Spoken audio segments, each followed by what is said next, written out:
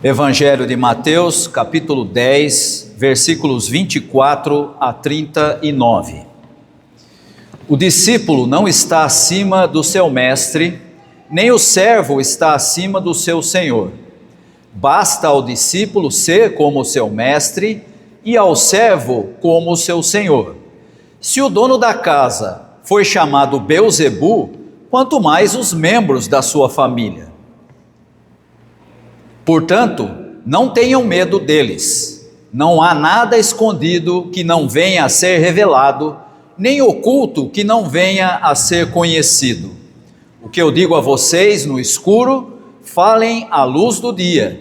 O que é sussurrado nos ouvidos, proclamem dos telhados. Não tenham medo dos que matam o corpo, mas não podem matar a alma. Antes, tenham medo daquele que pode destruir tanto a alma como o corpo no inferno. Não se vendem 2 pardais por um asse? Contudo, nenhum deles cai no chão sem o consentimento do Pai de vocês. Até os cabelos da cabeça de vocês estão todos contados. Portanto, não tenham medo. Vocês valem mais do que muitos pardais. Todo aquele que me confessar diante dos homens, também eu o confessarei diante do meu Pai que está nos céus. Mas aquele que me negar diante dos homens, também eu o negarei diante do meu Pai que está nos céus. Não pensem que eu vim trazer paz à terra. Não vim trazer paz, mas espada. Pois eu vim para fazer que o homem fique contra o seu pai, a filha contra a mãe, a nora contra a sogra. Os inimigos do homem serão os da sua própria família. Quem ama o pai ou a mãe mais do que a mim, não é digno de mim. Quem ama o filho ou a filha mais do que a mim, não é digno de mim. Quem não toma a sua cruz e não me segue, não é digno de mim. Quem acha a sua vida, a perderá. Mas quem, por minha causa, perde a própria vida, a encontrará. Uma das grandes dificuldades que se tem de entender textos, sobretudo do Evangelho, é não percebermos que a cultura que está por trás da criação daquele texto é muito diferente da cultura que nós temos. Por exemplo, nesse texto, Jesus fala a respeito do Senhor e do servo. Na realidade, a palavra ali é escravo. E para nós hoje, a ideia de escravidão é algo absolutamente inaceitável. Mas na época de Jesus, era muito comum. E não só na época de Jesus, como até poucos séculos atrás, nós tínhamos escravidão no nosso país. Então é preciso entendermos que há uma cultura diferente, uma forma diferente de compreensão da própria sociedade diante daquilo que Jesus está expondo. E ele começa falando a respeito da relação entre o discípulo e o mestre. Numa sociedade como a da época, que era baseada principalmente na hierarquia e também no parentesco, a afirmação de Jesus é bastante interessante. E é interessante porque ele diz assim: se o chefe da casa foi chamado Beelzebu, e vamos nos lembrar aqui que Jesus foi chamado de Beelzebu pelos religiosos da época, ele está se referindo a ele e aos seus seguidores. Se o chefe da casa foi chamado de Beelzebu, os membros da casa, ou seja, os discípulos, seus seguidores, acabam herdando esse estigma. Naquela sociedade, portanto, você não tem sucesso individual, a identidade sempre é coletiva. Quando você fala do chefe, todos os que fazem parte daquela família são também incluídos. E Jesus faz uma provocação aqui que é muito interessante. Ele usa aquilo que os estudiosos chamam de fofoca como tribuna social. O que Jesus propõe é o seguinte: preguem nos telhados, falem aquilo que está escondido e que ninguém sabe e que é falado no escuro, preguem nos telhados. E essa afirmação de Jesus, dentro daquela sociedade, é um ataque direto ao controle de informação, principalmente das elites. No mundo antigo, o segredo era poder. Não que hoje seja muito diferente, né? Só para dar um exemplo do que acontece hoje, isso é muito comum no mundo, principalmente no mundo financeiro, quando alguém recebe uma informação privilegiada que os outros não sabem, ele vai ganhar dinheiro com aquilo. O segredo que só ele recebe acaba gerando lucros exorbitantes. Na época, o segredo também era poder. Revelar aquilo que estava oculto era um tipo de rebeldia social. E aqui a gente começa a entender por que o reino de Deus, proclamado por Jesus, recebeu grande resistência, principalmente das pessoas investidas de autoridade. Você já imaginou? Aquilo que é combinado sem que ninguém saiba, agora de repente todo mundo pode saber? E Jesus diz isso: não há nada que esteja oculto que não será revelado. Eu me lembro de uns anos atrás ler uma revistinha chamada Revista em Quadrinho, e o personagem da Revista em Quadrinho era o Professor Pardal. Vocês já devem ter visto em algum momento. Um personagem criado pelo Walt Disney. E naquela historinha que eu li, ele criou uma máquina, Professor Pardal, um grande inventor, ele criou uma máquina que era capaz de ler o pensamento das pessoas. E aí então ele olhava para a pessoa e aparecia em cima da cabeça da pessoa, como acontece nas histórias em quadrinho, um balão com aquilo que ele estava pensando. E aí ele está num restaurante, num lugar com um banquete, e ele está sentado e ele olha para a pessoa fala assim: nossa, que comida maravilhosa! Mas em cima tem um balão escrito assim: de novo essa mesma comida, não aguento mais comer isso.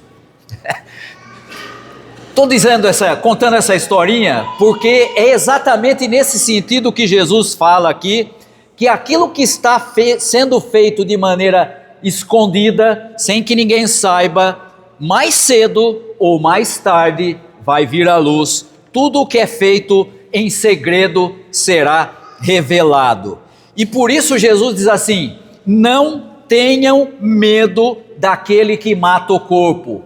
Não tenham medo daqueles que hoje mandam em tudo, dirigem tudo, mas que não entendem o verdadeiro valor de vocês. O valor de um indivíduo vinha naquela sociedade do reconhecimento do seu grupo. E Jesus muda isso, redireciona isso, deixando claro que o reconhecimento que importa não vem das pessoas, mas do próprio Deus. E como é que ele faz isso? Ele dá o exemplo do pardal.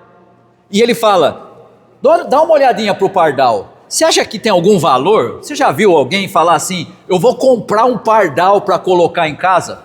Ninguém faz isso, né? E ele dá o exemplo dos pardais para mostrar que no reino de Deus, o que o mundo descarta como sem valor, Deus contabiliza.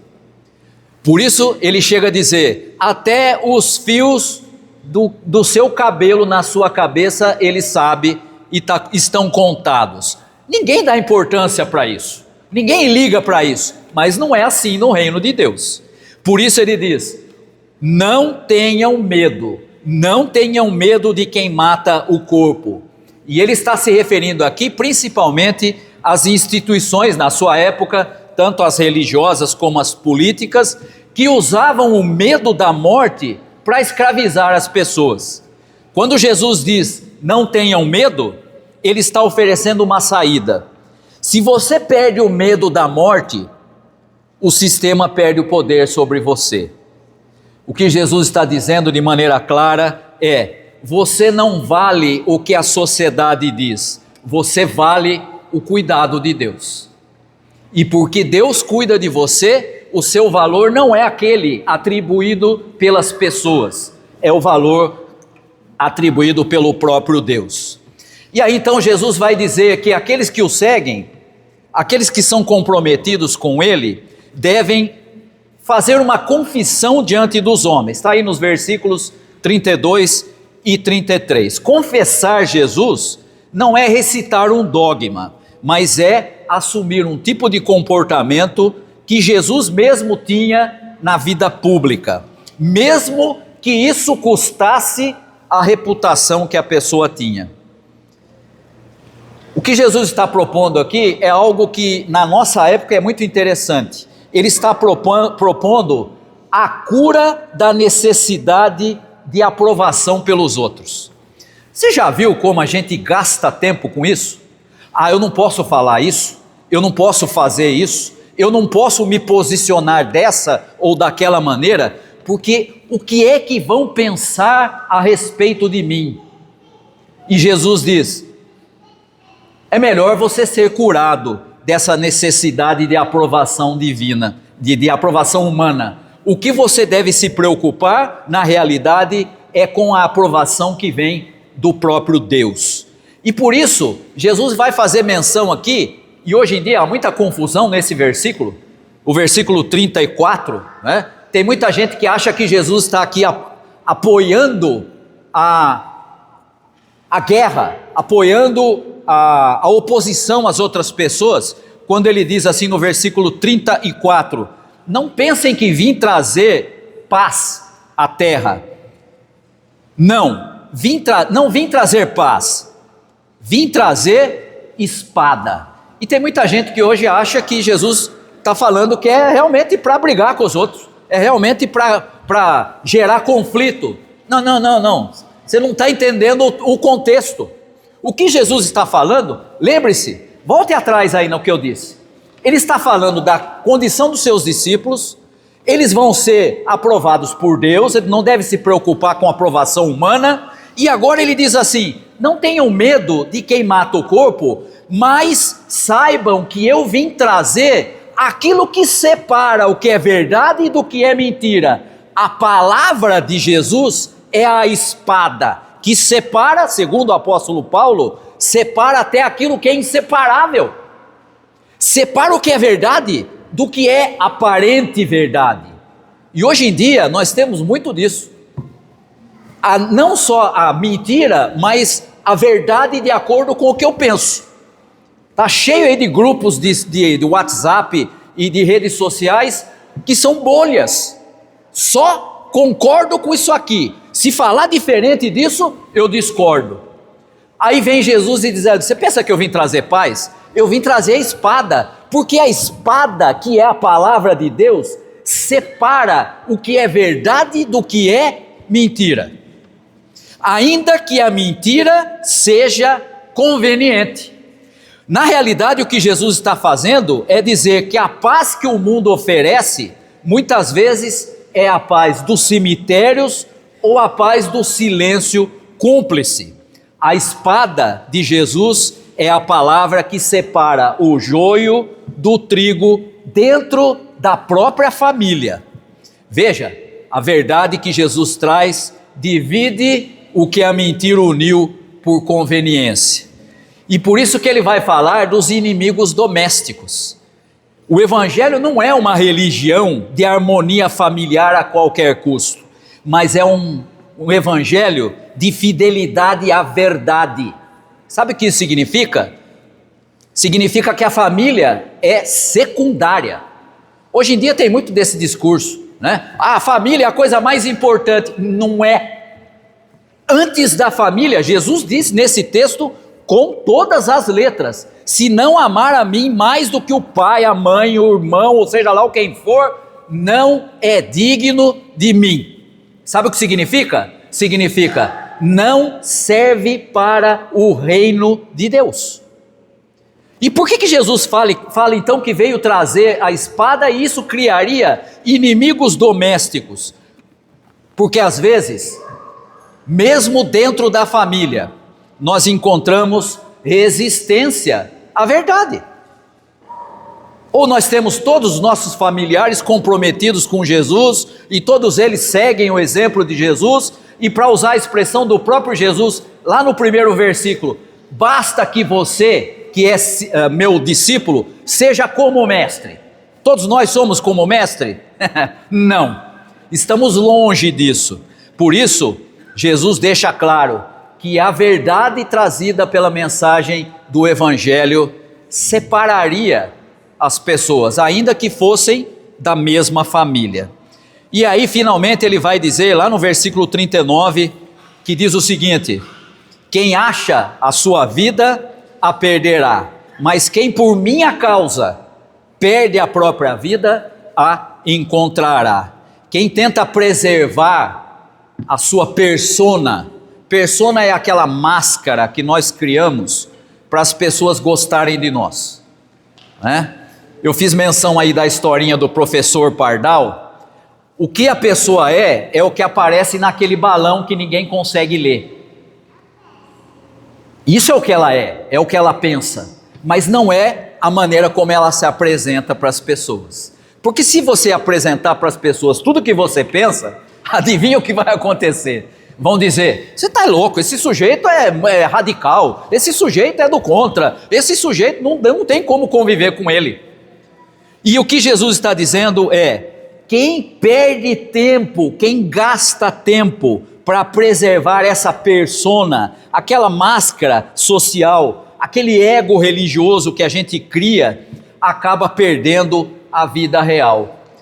Somente quem tem a coragem de deixar morrer a imagem que construiu para os outros é que pode achar a vida que de fato vale a pena, a vida que vem de Deus.